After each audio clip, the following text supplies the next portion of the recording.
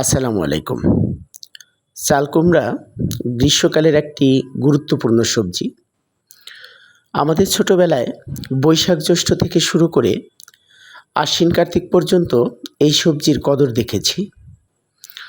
আমাদের প্রতিবেশী হিন্দুরা কোনো এক সংস্কার বিশ্বাসের কারণে দুর্গাপূজা গেলে আর চাল কুমড়া খেত না।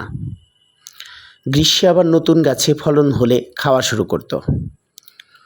আমাদের প্রতিবেশী এক হিন্দু বাড়ি একবার বীজ পড়ে তাদের খড়ের গাদার পাশে একটা চাল কুমড়া গাছ হয়ে সেটা খড়ের গাদায় ছেয়ে শীতকালে অনেক কুমড়ো হয়েছিল। ওরা সংস্কার বিশ্বাসের কারণে সেই কুমড়ো না খেলেও ওই বছর সেগুলো আমরাই খেয়েছিলাম।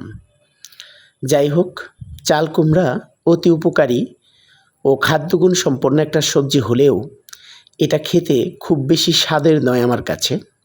তবে মোটামুটি লাগে, আমি খাইও, প্রায়ই খাই গ্রীষ্মকালে। তবে চাক করে কিংবা একদম মিহি কুচি করে ভাজলে সেটা আমার কাছে ভালোই লাগে। এছাড়া কচি কুমড়া ইলিশের ঝোলে দিলে বেশ হয় খেতে। আমি মাঝে মাঝে হালকা করে সরিষা বাটা দিয়েও ঝোল করে খাই। দিন কয়েক আগে কলেজের পাশের ফুটপাতের বাজারে দেখি একদম কচি কুমড়া উঠেছে। একটা কিনলাম 40 টাকা দিয়ে।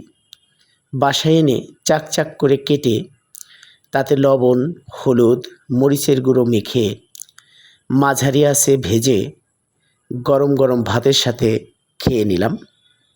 তো ভালোই লেগেছিল খেতে।